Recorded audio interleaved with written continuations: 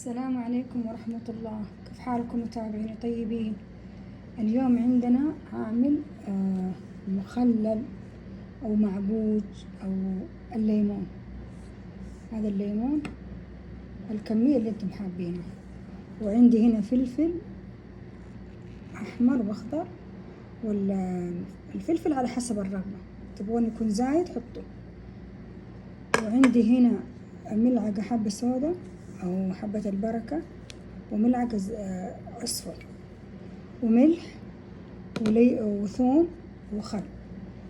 لما نبدأ أسوي في الخلاطة حبين لكم كمية الخل وكمية الملح. تمام؟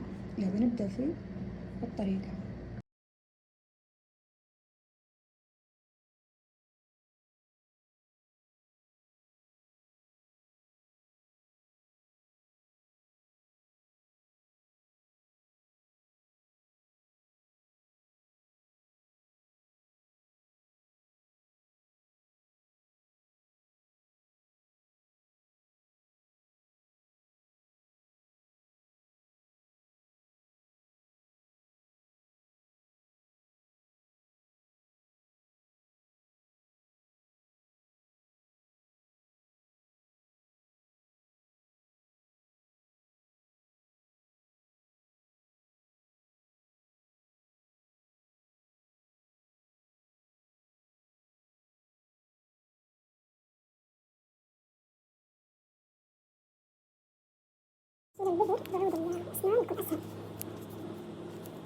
خلصنا الكمية كلها خلاص.